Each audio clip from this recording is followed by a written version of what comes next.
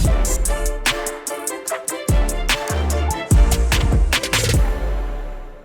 everybody, it's G Marks and welcome to this week's episode of the Paychex Thrive Week in Review. This is where we take a few items of news that impacts your small business and mine, and we talk about it a little bit.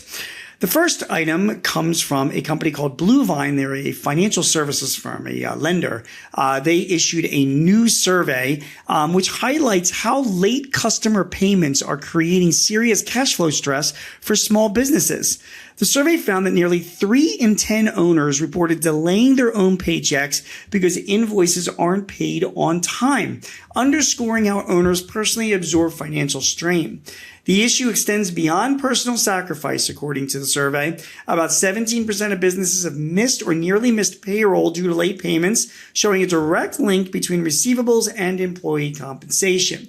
Late payments are widespread, affecting roughly 59% of SMBs, and many have significant funds tied up in unpaid invoices, often exceeding $5,000. These delays also create operational efficiencies or inefficiencies, with owners spending valuable time chasing payments instead of running their businesses. The report frames late payments as a systemic problem, particularly for smaller firms with limited reserves, and highlights the importance of faster payment systems and better invoicing tools to stabilize cash flow and reduce financial stress. Now, first of all, take some of this data with a grain of salt. Bluevine provides those invoicing tools and financing, factoring, it was called back in the day, for certain large invoices. So, this study itself is being conducted by somebody that, obviously, benefits, I want to say, from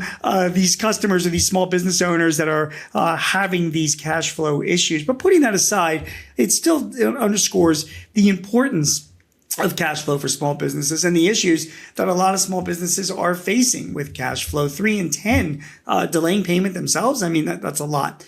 So here's a few things that we need to be making sure that we are considering as business owners. Okay. For starters, we have to have financing vehicles in place for our businesses. Bluevine provides a great one.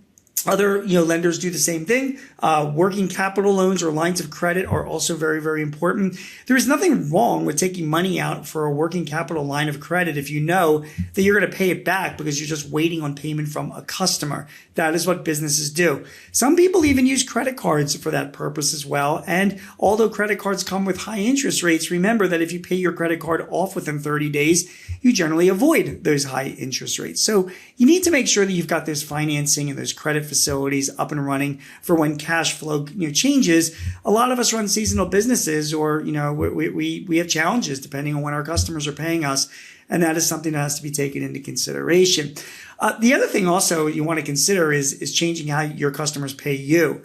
I have a lot of clients that require, and my company does, we get upfront payments from clients on projects. Like when we do a project, we require blocks of time being paid upfront. We charge our time against it. This is not an uncommon practice among many service firms, as well as some companies that are in the construction or other service areas. They require companies to pay maybe 30 or 40% upfront for a project before it begins. Then they keep a close eye on their billing.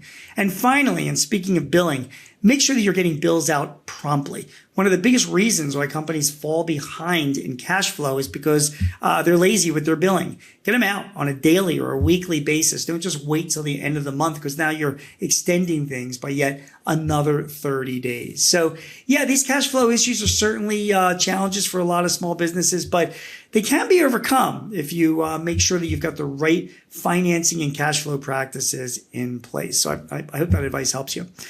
Speaking of which, let's take a quick pause, okay? As this conversation reminds us, running a business it's complex, right? So your payroll and your HR really don't have to be. With Paychex, you'll get an expert support and innovative tools to take the weight off your shoulders and keep things moving smoothly. It's like having two of you running the show. If you want to see how, after the episode, visit paychex.com/meet Paychex. That's paychex.com/MEET Paychex. You can also find a link to Paychex in the show notes. All right.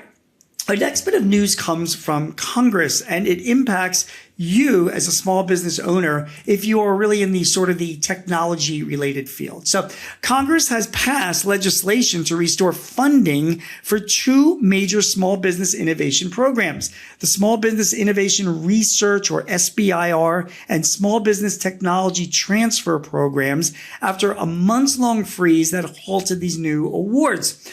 These programs, often described as the federal government's venture capital arm for startups, channel billions of dollars annually into early stage research and development across industries like defense, healthcare, and energy. The funding lapse, which began in 2025, left thousands of startups without access to critical capital. The new bill reauthorizes these programs through 2031 and includes reforms aimed at improving oversight, limiting abuse, and strengthening national security protections. It has passed both the House and the Senate with bipartisan support and is awaiting presidential approval, which is expected. If enacted, the legislation will restart funding flows, restore certainty for small innovators, and reinforce the federal government's role in supporting early stage technology development. I'm very happy to see that these grants and these funds are now back in place again. I think they were part of a lot of the government cutbacks and the DOGE actions that were happening last year. If you're a small business, particularly in the research and development or scientific field, there is always work to be gotten from the federal government. And these are great programs to get you started. The Small Business Innovation Research and the Small Business Technology Transfer programs, I want you to look into both. You can Google them both. You can get help from the Small Business Administration in applying for these kinds of awards. They're grants, so you don't have to pay the money back. And they are of amounts that could really get your business, particularly if you're a startup, going. These grants can range $10,000, $20,000, even up to $100,000, depending on the project that you're looking to do. It could be a great source of money, particularly if you're cash starved at the early stages of your business. So great news. The SBIR and the STTR programs have been reauthorized, waiting for presidential signature, which I expect to happen. And that will be more funds for startups, particularly in the scientific and engineering fields. Speaking of science, let's turn now to our AI news of the week. This week's AI news comes from Anthropic and Claude. And this is a report that's been widely reported this past week. I'm taking this report from The Verge. Claude can now control your computer. Anthropic has introduced a major new capability for its Claude AI program that allows it to directly control a user's computer, making a significant step towards Agentic AI. Now get this. Through tools like Claude Code and Claude Cowork, the system can perform tasks such as opening files, navigating applications, browsing the web, and executing workflows by simulating mouse and keyboard actions. Initially available as a research preview for paid users on Mac OS, the feature integrates with services like Slack and Google Workspace, but can also operate independently where integrations aren't available. Users issue commands, often via mobile, and the AI executes tasks on their desktop. Anthropic emphasizes that safeguards are in place, including requiring explicit user permission and allowing manual override. While still early and sometimes limited in handling complex tasks, the development signals a shift towards AI systems that act autonomously within existing software environments, potentially transforming how routine digital work is performed. So let me put this into plain English for you, okay?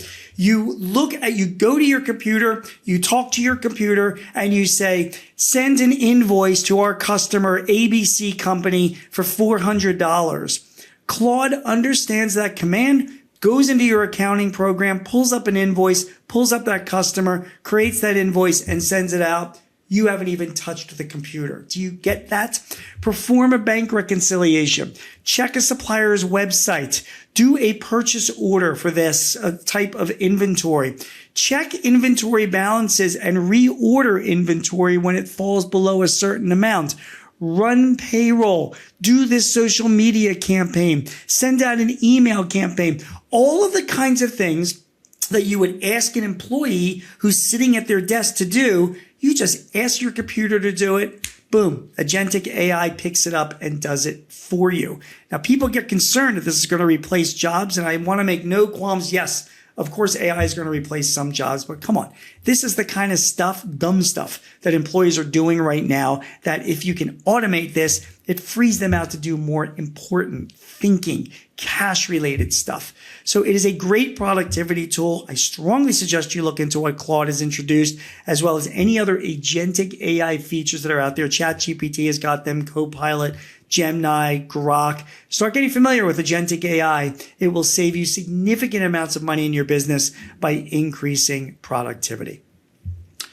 My name is Gene Marks, and you have been watching or listening to this week's episode of the Paychex Thrive Week in Review. Remember, if you need help with your HR or payroll, reach out to Paychex and have them help you. Go to paychex.com/meet Paychex. And if you would like some help or advice or tips in running your business, go and sign up for our newsletter. Go to paychex.com/thrive. You'll even get past episodes of this podcast. Thank you so much for watching or listening. We'll be back with you next week with news that impacts your small business and a few comments about that news. We'll see you then. Do you have a topic or a guest that you would like to hear on Thrive? Please let us know. Visit payx.me/Thrive topics and send us your ideas or matters of interest. Also, if your business is looking to simplify your HR, payroll, benefits, or insurance services, see how Paychex can help. Visit the resource hub at paychex.com/works. That's WORX. Paychex can help manage those complexities while you focus on all the ways you want your business to thrive. I'm your host, Gene Marks, and thanks for joining us. This podcast is property of Paychex Incorporated 2026, all rights reserved.